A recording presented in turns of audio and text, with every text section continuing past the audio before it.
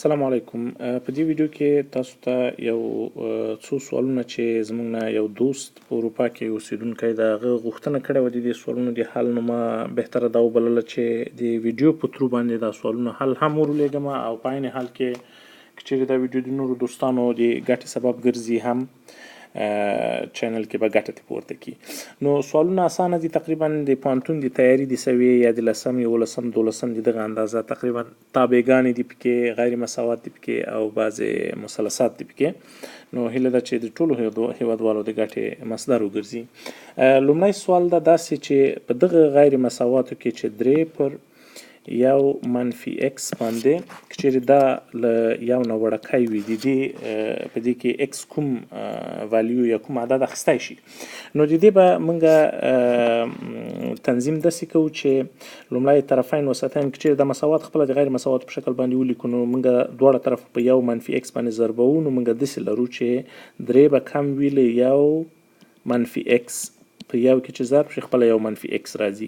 نو له دې مساوات نه که چیرې دا x مونږ چپ طرف ته واړو، 3 ښي طرف ته بوسو، نو مونږ لرو چې x به کوچنی وي له یو منفي 3 نه. نو د دې لپاره باید x کوچنی وي له منفي 2 نه. د دې لپاره به نو په دغه 4-5 جوابه سوالونه دي، په دې 5 جوابه سوالونو کې به د دې سوال جواب وي د A برخه چې هغه کې داسې لیکلي دي منفي لا یتناهي تر منفي 2 پورې، ځکه یعنی x باید له منفي 2 نه وړوکی وي او دغه ګرد قوسونه مطلب دا چې خپله منفي 2 په x کې نشي راتللی، یعنی x د منفي 2 والیو نشي اخیستلی. دوهم سوال کې ویلي دي چې که چیرې موږ داسې یوه تابع ولرو چې y مساوي کېږي له دغه اکسپریشن سره، نو بیا د دې دا ډومین موږ څنګه پیدا کوو؟ د ډومین د پیدا کولو لپاره ګوره که چیرې موږ صورت ته وګورو، صورت کې لرو یو منفي x. د دې معنا دا ده چې x باید له یو نه وړکی وي. نو که چیرې یو ډومین چې هغه د A سیټ ده هغه کې x په حقیقي اعدادو کې وي لیکن x له یو نه وړکی وي، او په دویم قدم کې په مخرج کې لرو چې لوګاریتم دی x منفي یو، دا باید په دې کې کوم عدد اجازه لري، په هغه کې موږ پوهیږو چې لوګاریتم د منفي اعدادو نشته، نو د دې لپاره x په دې حالت کې له یو نه باید غټ وي. که چیرې بل B سیټ وګورو، په B کې x له حقیقي اعدادو کې ده، بیا x له یو نه باید غټ وي. نو اوس د A او د B انټرسیکشن یا د دوی تقاطع د دغه هغه ډومین راځي د دې هغه، نو موږ که چیرې یو خپل x هم له یو نه وړکی وي هم له یو نه غټ وي، داسې هیڅ امکان نه لري، نو د دې لپاره د دې دواړو تقاطع چې ده خالي سیټ ده. نو ځکه په جوابونو کې د دې جواب چې ده د A برخه ده چې مخې ته یې خالي سیټ لیکلي دي په دا 5 جوابونو کې. او په دریم سوال کې ویلي چې که چیرې داسې یو مختلط عدد ولرو، د دې به جیومټریک شکل یا هغه پولر شکل چې د ساین او د کوساین په واسطه ورکړل شوی وي هغه به څه رقم وي. په دې کې ګوره دغه آی چې ده، دغه آی دا دلته د جذر د منفي یو په حیث باندې تعریف ده، نو ځکه دې ته مختلط عدد وایي. نو د دې د پیدا کولو لپاره لومړی موږ د دې ریډیل پیدا کوو یا چې څومره له مرکز نه لري، د هغه داسې پیدا کېږي چې 1 پر 2 کل مربع دغه لومړی عدد، ګوره ځکه منفي نه لیکم ځکه منفي چې مربع شي خپله مثبت کېږي، جمع جذر د 3 پر 2 کل مربع، نو دا چې موږ حساب کو دا 1 کېږي. نو د دې ریډیل چې دا یعنی فکس یو واحد له مرکز نه لري دا، او بل هغه چې ده دغه زاویه هغه داسې راځي چې تیتا چې ده هغه به معکوس د کوساین د حقیقي برخې چې هغه منفي 1 پر 2 پر یو ده چې هغه آر ده که نه، دغه پاس مو چې پیدا کړه، نو اوس به شي کوساین د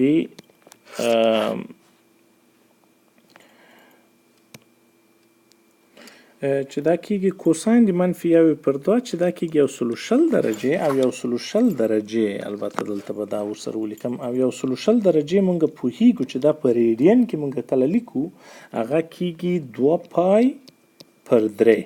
اوس نو د دې به پولر فارم یا جیومټریک فارم به داسې وي چې کوساین د 2 پای پر 3 جمع آی ساین د 2 پای پر 3. اوس که چیرې دغه 2 پای پر 3 والا عدد نه وي په دې جوابونو کې، نو مطلب دا ده چې دا جواب نشته. نو ځکه 2 پای پر 3 موږ نه لرو په جوابونو کې، ځکه به د دې جواب وي دغه ای برخه چې none of the above. بل سوال دا وایي که چیرې یو ترادف کې ای 5 حد منفي اول حد 12 وي او دریم حد یې 7 وي، نو د دې ترادف به منګه پیدا کوو چې 12م حد به یې څومره وي. دا سوال ده. اوس دا منګه داسې لیکو چې منګه د n حد چې ده هغه منګه د اول حد جمع n منفي 1 ضرب دغه فرق. دا فارموله ده چې په دې باندې منګه n حد پیدا کولای شو. نو که چیرې دغه فارموله اوس منګه په دې اوله معادله کې وضع کړو، هغه داسې راکوي چې ګوره 5م حد چې کېږي هغه به شي اول حد جمع 5 منفي 1 کېږي 4 ضرب d. دا یې موږ ته راکړی ده چې 12 کېږي. او دریم حد چې ده، دریم حد هغه ده چې اول حد جمع 3 منفي 1 کېږي 2 ضرب d. دا یې راکړی ده موږ ته چې کېږي دا 7. اوس ګوره که چیرې موږ دغه دواړه هغه ترې پاک کړو، نو دا موږ ته یو 2 مجهوله معادله راکوي چې دا 2 مجهوله معادله موږ په هره طریقه باندې چې حل کړو، موږ ته به اول حد به موږ ته راوځي چې هغه به 1 وي، او دغه ډیفرنس یا ډي چې ده هغه چې راوځي هغه به وي 3. نو اوس که چیرې موږ همدغه په دغه فارموله کې وضع کړو دغه A1 او D3، نو موږ به A12م حد به داسې پیدا کوو چې هغه به شي لومړی حد چې 1 ده جمع n دلته 12 د 12 نه چې 1 لاړ شي 11 کېږي 11 ضرب 3 D3 ده، نو دا کېږي 14. او 14 چې دا موږ په جوابونو کې چې ګورو هغه د A چوایس ده یا د A جواب ده چې 14 چې A12 مساوي کېږي له 14 سره. پنځم سوال دا وایي که چیرې داسې یو معادله ولرو چې x مربع جمع 3 جذر د n ضرب x جمع n جمع a او مساوي کېږي له 0 سره، د دې که چیرې صرف یو دانه حقیقي روټ یا ریښه وي، نو هغه روټ به د کوم n لپاره ډیفاین شوی وي. موږ پوهیږو چې چیرې یو حقیقي ولري، نو بیا به د دې ډسکریمینانت چې ده چې هغه b مربع منفي 4ac ده کنه د محمد بن موسی فارموله کې، دا باید 0 وي. نو دا په دې حالت کې کېږي 9n منفي 4 ضرب 1 ضرب n جمع 1، دا باید مساوي شي له 0 سره. نو که چیرې دا معادله حل کړو چې 9n منفي 4n 15n کېږي، منفي 4 دا به مساوي شي له 0 سره، n به مساوي شي له 4 پر 15 سره.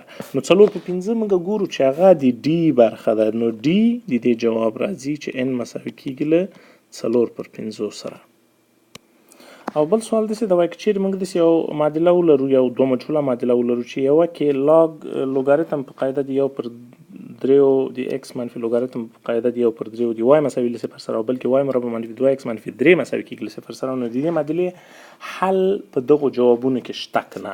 اوس به د دې حل به داسې راوباسو چې په لومړۍ معادله کې ګوره د لوګاریتم قوانین موږ پیاده کولی شو. هغه داسې وایي چې کله تفریق د 2 لوګاریتمونه وي، هغه په شکل د کسر داسې ذکر کولی شو چې لوګاریتم د x پر y په قاعده د 1 پر 3 مساوي کېږي له 0 سره. نو دا طبیعي خبره ده موږ ته راکوي چې x پر y باید مساوي شي له 1 سره، نو ځکه باید x مساوي شي له y سره. اول خو دا شرط ده، یعنی هر ریښه چې راوځي د دې 2 مجهوله معادلو حل باید دواړه مساوي وي.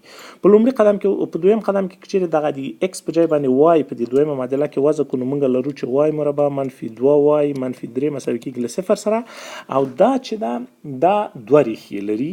لومړی ریښه چې ده هغه موږ ته y مساوي کېږي له 3 سره راوځي، او په دویمه ریښه چې ده د هغې راوځي ځکه چې په محمد بن موسی فارموله باندې حل کړو، نو موږ لرو چې 2 جمع منفي جذر دي 2 مربع 4 کېږي جمع 12 د 1400 پر 2. نو دا 2 جمع 4 پر 2 چې هغه 3 ورکوي، 2 منفي 4 پر 2 منفي 1 ورکوي، لیکن منفي 1 هیڅ کوم آپشن نشته په جوابونو کې. د دې لپاره x مساوي کېږي له y مساوي کېږي له 3 سره، دا ګوره د دواړو شرطونو هغه پوره کوي ځکه چې x باید له y سره مساوي هم وي او په دواړو معادلو کې باید تطابق هم وکړي. نو د دې لپاره د دې جواب ده د B جواب. او اووم سوال داسې وایي که چیرې موږ داسې یوه تابع ولرو چې وای مساوي کېږي -15 ضرب د absolute value of x divided by x. د دې هغه څنګه ده دا کوم قسم تابع ده؟ لومړی په دې جوابونو کې لیکلي دي چې دا even increasing even decreasing odd increasing odd increasing او none of the answers په داسې ده. نو د دې امتحان لپاره به لومړی ټیسټ چې موږ کوو هغه دا ده چې د evenness او oddness. ګوره د y تابع ایون په هغه صورت کې چې دا چې موږ y د منفي x ولرو دا خپله د y له x سره مساوي شي. په هغه صورت کې ایون دا یا جفت تابع ورته وایي، نه پوهېږم چې ایون تابع ته به څه وایي. او که چیرې y د منفي x مساوي شي له منفي y د x سره بیا په دې حالت کې اډ ده دا تابع.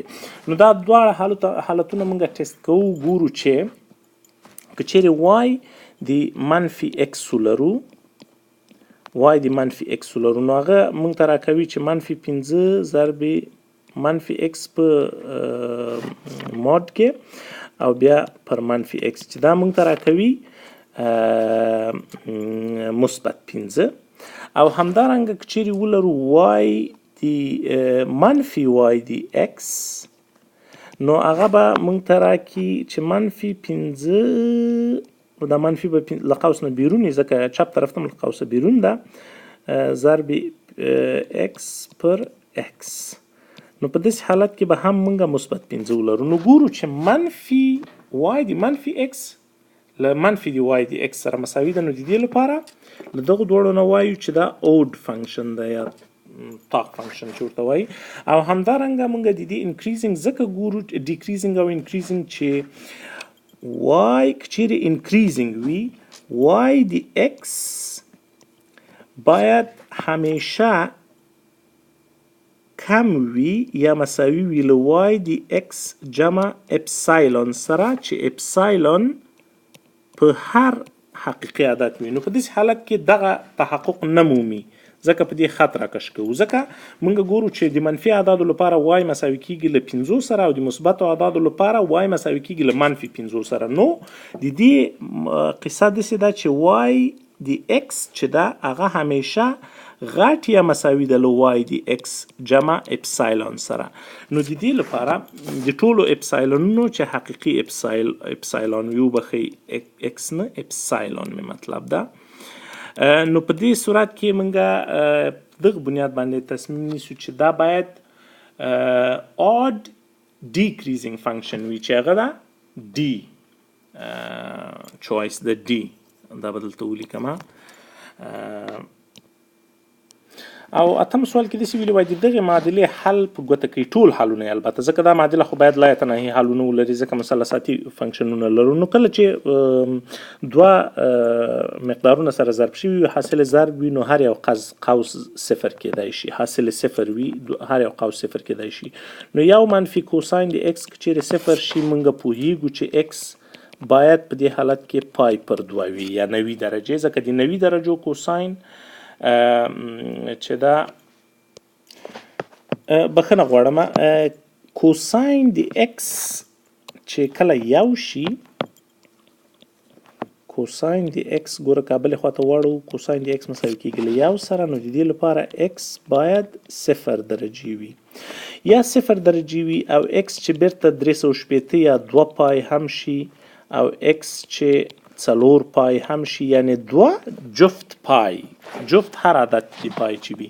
او د بلې معادلې ته چې وګورو چې 2 منفي ساین x مساوي کېږي له 0 سره په دلته ګوره موږ یو مشکل لرو چې هغه دا ده چې ساین x ګوره داسې یو تابع ده چې هغه له منفي یو نه کمیږي نه او له مثبت یو نه ډیریږي نه. نو دا هیڅ وخت 2 کېدای نشي ځکه نو دې باندې خط راکش کوو د دې حل بیخي د هغه پورې اړه نه لري. نو صرف دغه یو قوس حل نیسو نو اوس هر جفت پای موږ داسې حسابوو چې دغه لا یتناهي اعداد چې دي چې 2 کې پای باندې موږ ویلی شو دا 2 به جفت راولي او کې به د موږ هر عدد چې وي مطلب کسري عدد نه چې هغه عدد وي، پوره عدد وي که مثبت وي که منفي وي فرق نه لکوي. نو انټیجرز کې نو دغه حل ده او دا چې ده دا راځي سی آپشن د دې جواب. او بل سوال ده، نهم سوال چې هغه کې وایي که چیرې دغه دایره ولرو، تاسو ووایي چې دا دایره په څو نقطو کې له محورونو سره تقاطع نقطې لري. نو د دې لپاره موږ دا باید سټانډرډ حالت ته راواړو چې هغه کمپلیټینګ سکویر ورته وایي چې ایکس مربع لیکو، بیا منفي 6 ایکس لیکو، بیا جمع 9 منفي 9. دغه 9 چې دا د 6 د نیمایي مربع ده چې 6 په 2 تقسیم کې 3 کېږي، 3 چې مربع کې 9 کېږي، دا یو ور اضافه کوو بیا بیرته ترې کموو. او همدارنګه وای مربع منفي 10 وای ګوره لرو هلته، نو د 10 نیمایي چې د 15 چې مربع کې جمع 25 کوو او بیا منفي 25 کوو او بیا خپله دغه مثبت 9 لرو دا مساوي له 0 سره. نو دغه لومړي درې حدود چې دي دا موږ داسې لیکلی شو چې ایکس منفي 3 کل مربع، دا دویم 3 حدود د وای لپاره چې لیکلی شو جمع وای منفي 15 کل مربع لیکلی شو، او دغه منفي 9 له دې نه اضافه کېږي دلته او دغه منفي 25 دلته او جمع 9 دلته، دغه مثبت 9 به له منفي 9 سره ختم شي. نو مثبت 25 چې منفي 25 چې بلې خواته واړو دا به شي 15 مربع. نو اوس موږ داسې یوه دایره لرو ګوره په محورونو کې که چیرې ورته متوجه شي د ایکس وای محور ته، نو چې د ایکس مرکز د دې چې دا په مثبت 3 او مثبت 15 کې ده. نو که چیرې 3 واحده ښي طرف ته لاړ شو، 15 واحده پورته لاړ شو، دلته مونږه مرکز لرو د دې نقطې، او د دې نقطې هغه څه شی ده، تو زه دا رنګ بدل کړم چې لږ زره واضحه شي. د دې نقطې ریډیس یا شعاع څه شی ده، شعاع یې ګوره 15 ده مونږ یې لرو. نو 15 دا مطلب دا ده چې یوه داسې یوه دایره ده. نو ګورئ دلته یوه نقطه دلته شوله، یوه نقطه دلته شوله، یوه نقطه دلته د تقاطع. نو موږ د دې نقطې 3 نقطې د تقاطع لرو چې په دې کې ده د ډي آپشن د جواب چې هغه 3 ده. بل سوال دا وایي که چیرې داسې 2 دانې معادلې ولرو د 2 مستقیمو خطونو، د دغو خطونو ترمنځ کومه زاویه جوړیږي. نو د دې لپاره چې موږ د خطونو د زاویې پیدا کړو، لومړۍ معادله موږ داسې حالت ته راړو چې وای مساوي کېږي، ګوره دا هر څه چې بلې خواته واړو په 4 یې تقسیم کړو، موږ لرو چې 3/4 ایکس، البته منفي 3/4 ایکس، او جمع 1/2. او همدارنګه دغه بله معادله دویمه معادله چې د هغه داسې لیکلی شو چې دا به شي 4/3 ایکس او بیا 4/6 به شي 2/3 جمع 2/3. اوس دغه 1/2 او 2/3 چې دا هیڅ رول نه لري د دې زاویو باره کې. د دې زاویو باره کې دغه سلوپ یا ګریډینټ چې زه به دا سور قلم باندې هغه کمه، دغه دواړه که چیرې مقایسه کو په نارنجي قلم وبخي، دغه دواړه که چیرې مقایسه کو نو موږ ګورو چې یو د بل سره د معکوس او منفي کېدو هغه لري، رابطه لري. یعنې منفي 3/4 چې معکوس کې 4/3 راځي او ورسره څنګ کې چې په منفي کې ضرب کې، نو دا به شي 4/3. نو په داسې حالت کې 2 مستقیم خطونه چې سلوپ سي دا رقم یا ګریډینټ سي هغه په خپل منځ کې 90 درجې هغه وي زاویه لري. نو د دې جواب ده π/2 چې هغه ده سی د دې جواب راځي. او 11 سوال کې ویلي وایي 4 په طاقت د ایکس جمع 3 منفي 4 په طاقت د ایکس مساوي کېږي 3 سره. د دغه معادلې حل وایي په دغو انټرولونو کې کومو پورې اړه لري. نو لومړی د دې معادلې حل پیدا کوو. دا ګوره موږ داسې لیکلی شو لکه 4 په طاقت د 3 منفي 1 ضرب په 4 په طاقت د ایکس مساوي کېږي له 3 سره. نو د دې مطلب دا ده چې 4 په طاقت د 3 چې دي 4 کېږي، 4 نه چې یو لاړ شي 3 کېږي، چې 4 په طاقت د ایکس مساوي کېږي له 3/3 یو کېږي. نو ځکه باید د ایکس ولیو وي 0 په داسې حالت کې. اوس چې ایکس مو 0 پیدا کړ، موږ په جوابونو کې ګورو هر هغه انټرول چې په هغه کې 0 هم موجود وي چې هغه د بي انټرول ده، دا زمونږ جواب راځي په دې کې. بل سوال دا وایي چې په دغه A داسې یوه نقطه ده چې X محور 2 ده او Y محور Y یو عدد ده او د داسې یو خط باندې واقع ده چې هغه له دغه خط سره موازي خط ده او هغه خط چې ده له دغې نقطې نه هم تیریږي چې 1 او 4 ده. په هغه حالت کې د Y والیو معلومه کوي. نو موږ که چیرې یو بل موازي خط ولرو د هغه خط معادله داسې لیکلی سو چې Y مساوي کېږي 4X ځکه ګریډینټ او میلان فرق نه ورسره کوي جمع یو بل انټرسپټ. اوس په دې کې موږ دغه د B نقطه وضع کوو تر څو پورې موږ C پیدا کړو چې Y 4 ده 4 باید مساوي شي له 4 ضرب 1 چې X یو د دې B نقطې چې 4 جمع C کېږي. نو له دې نه معلومیږي چې C باید زمونږ 0 شي. کله چې C 0 شوله موږ پوهیږو چې د هغه معادلې د هغه خط معادله د Y جمع 4X جمع 0. اوس په دغه معادله کې که چیرې موږ X وضع کړو نو موږ ته Y پیدا کوي چې Y مساوي کېږي له 4 ضرب 2 سره نو دا به مساوي شي له 8 سره او 8 موږ ګورو چې د B آپشن کې 8 دي نو B زموږ جواب دی دې لپاره. او 14 سوال داسې وایي د دغې جملې منفي جمله پیدا کوي یعنی نیګیشن چې شی دی چې که چیرې داسې وایي چې at least one dog does not bite د دې مطلب دا ده چې کم نه کمه یو سپی چې ده هغه نه غاپي. نو د دې دا سوال د منطق سوال ده لکه د دې جملې نیګیشن یا د دې جملې منهای هغه منفي چې پیدا کوي هغه باید داسې کوي چې یعنی at least یو سپی نه غاپي. دې مطلب دا ده چې دا د دې جملې ضد پیدا کا. د دې جملې ضد داسې راځي چې یعنی باید ټول سپي چې دي هغه باید وغاپي. څه مطلب؟ اوس که چیرې یو هم وغاپي هغه د دې جملې سره تطابق کوي ځکه په دې جملې کې وایي چې کم نه کمه یو سپی نه غاپي. نو د دې نیګیشن چې ده هغه مطلب دا ده چې ټول سپیان غاپي او دا چې ده دا دریم نه ډي جواب دی دی. بل سوال ده 14 وایي د دغه مختلط عدد والیو یا عدد پیدا کوي. ګوره آی چې ده بیا دلته آی دا جذر د منفي یو ده ښه. اوس موږ لومړي قدم کې لرو آی په طاقت دی 58 نو که چیرې دغه 58 چې دا طاقت دی آی جفت عدد وي لیکن په څلورو نه تقسیمیږي د دې جواب راځي منفي یو. او که چیرې آی جفت عدد هم وي او په څلورو هم د تقسیم وړ وي بیا د دې جواب راځي مثبت یو. نو د دغه مختلط عدد پیدا کېدل داسې کېږي لکه منفي یو جمع یو نو دا به شي 0 او 0 چې دا مونږ لرو په دې کې د A برخه A د دې جواب راځي. بل 15 سوال دا وایي دغه معادلې حل په کوم انټرول کې دغه څو 15 جواب چې ورکړي دي په دې کې کوم یو کې واقع ده.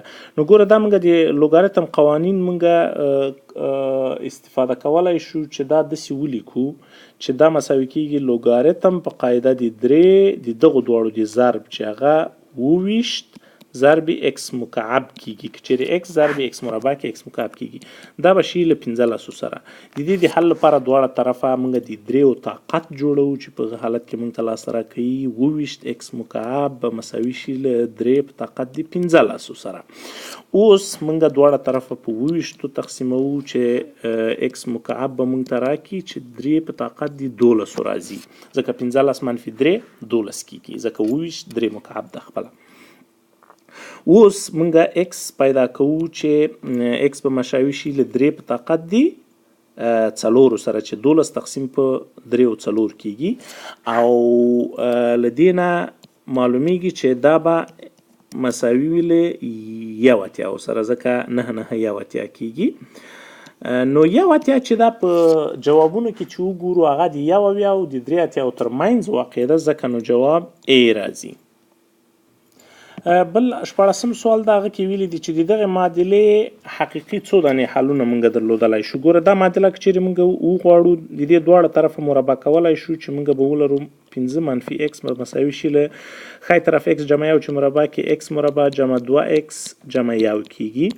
اوس دا که چیرې موږ ری ارینج کو یا ټول نامعلوم او معلوم ټول یو طرف ته ویسو له صفر سره مساوي کړو نو دا معادله راځي x جمع 3x منفي یو منفي 15 به شي منفي 4 مساوي کیږي له صفر سره. اوس که چیرې موږ د دې ډسکریمیننټ وګورو یا دلتا چې ورته وایي b مربع منفي 4 ac راځي که نه نو دا به شي 9 جمع 14 چې کیږي 25 او د 25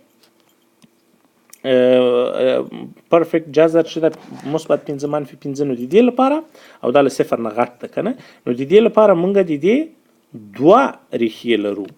دوه ریښې چې دي هغه د بی آپشن ده. بی آپشن درست جواب ده.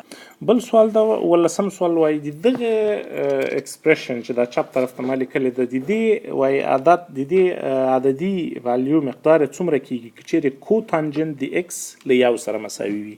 نو ګوره کو تانجنت چې راکړی ده موږ الریډي پوهیږو چې د دغه معادلې کې موږ باید کو تانجنت څنګه رامنځته کولی شو. که چیرې صورت او مخرج د دغه کسر موږ په ساین باندې تقسیم کو نو موږ به ولرو چې 3 ساین د x پر ساین د x جمع کوساین د x پر ساین د x. ګوره هر صورت او مخرج ټول په ساین د x تقسیمو. کوساین د x پر ساین د x منفي 3 ساین د x پر ساین د x. ګوره هر څه مې په ساین د x تقسیم کړي دي او دا کار موږ کولی شو په دې کې د کسر په والیو کې کوم تغییر نه راځي.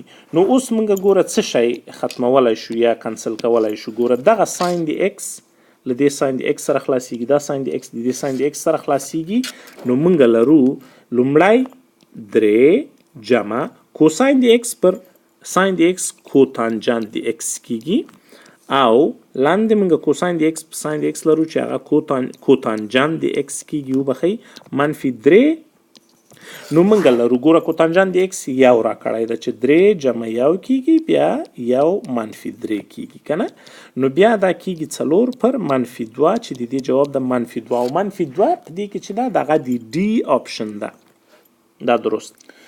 بل سوال دا وایي دغه اکسپریشن وایي دا به څه x په طاقت د څو وي چې کله سمپلیفای شي. ګوره موږ تاسې هر مربع جذر طاقت 1 پر 2 ده او د مکعب جذر طاقت 1 پر 3 ده. نو موږ دا داسې لیکلی شو لکه دغه ټول هر څه چې وینو x ضرب دی دغه دریم جذر چې ده دا به موږ د یو بل قوس په شکل ولیکو په مابین کې به دغه مربع جذر د یو بل قوس په شکل باندې ولیکو.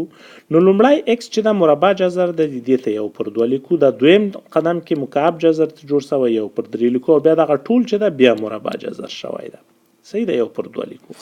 نو اوس دغه د طاقت د قوانینو په اساس باندې موږ داسې ساده کولی شو چې لومړی د x ضرب شوی ده په دا بل x کې چې د بل x طاقت راځي 1 پر 6 ځکه 1 پر 2 ضرب 1 پر 3 کیږي x په طاقت 1 پر 6 بیا کل په طاقت 1 پر 2. اوس موږ دغه دوه اکسونه چې سره ضرب کو د دې به طاقتونه سره جمع سي نو موږ به ولرو چې x په طاقت 1 جمع 1 پر 6 په قوس کې دننه بیا دغه ټول 1 پر 2. اوس موږ لرو چې دا x مساوي کیږي له x په طاقت 1 پر 6 سره کل په طاقت 1 پر 2 چې مساوي کیږي له x په طاقت 1 پر 12 سره. اوس 1 پر 12 چې دی هغه د سی جواب ده د موږ درست. بل سوال دا وایي دغه شلم سوال ده د اخري سوال چې دغه پارابولا چې وای مربع مساوي کیږي له 8x سره او x جمع y مساوي کیږي له 0 سره دغه مستقیم خط د دې دواړو د تقاطع څو دانې نقطې شته یعنی په خپل منځ کې چې قطع کوي. ګوره که د خط معادله په نظر کې ونیسو دې مطلب دا ده چې x مساوي کیږي له منفي y سره که y بلې خواته کیسو نو اوس د x په ځای باندې که چیرې منفي y په دبله معادله کې وضع کړو نو موږ به ولرو چې y مربع مساوي کیږي له منفي 8 y سره. اوس دا د چپ طرف ته راوړو نو موږ لرو چې y مربع جمع 8y مساوي کیږي له 0 سره نو دا که چیرې موږ فاکټورایز کو y له قوس نه بیرون راوځي او په قوس کې به ولرو چې وبخي y مربع نه البته صرف وای به په قوس کې پاتې شي ځکه وای مو له قوس نه بیرون راوویسته نو موږ به ولرو چې وای ضرب وای جمع 8 مساوي کیږي له 0 سره. نو د دې لپاره یو عدد چې دا هغه 0 ده چې وای مساوي کیږي له 0 سره او بل عدد چې دا وای منفي 8 ده. دا دواړه چې دي اوس موږ چې 0 په دغه د خط په معادله کې وضع کړو نو موږ به ولرو چې x به هم مساوي له 0 سره نو موږ به یو نقطه ولرو چې 0 او بل نقطه چې وای مساوي له منفي 8 سره سي نو x باید مثبت 8 شي ترڅو جمع د دوی 0 شي. نو 8 او منفي 8 بل نقطه شوله نو دوه نقطې دي چې په دا دواړه تقاطب کې کوي او هغه جواب چې دا هغه د A جواب ده. هیله ده چې دا جوابونه ټول لږ مې تیز ځکه وویلې چې ما ویلې دا ټول په یو ویډیو کې جای شي چې ستاسو هیوادوالو او زمونږ د دغه خواږه دوست د ګټې مصدر وګرځي. بیا هم که چیرې تاسو سره سوالونه یا مشکلات پیدا کیږي د ریاضي په برخه کې یا د فزیک په برخه کې یا په کوم نورو ساينسي برخه کې تاسو سوالونه له موږ سره په شخصي ډول یا د چینل په ترو باندې په کامنټس کې پورته کولای شي. بیا دغه په مقابل کې موږ ویډیو په واسطه باندې دغه جوابونه تاسو ته درکولای شو. ښه وخت او ښې چارې.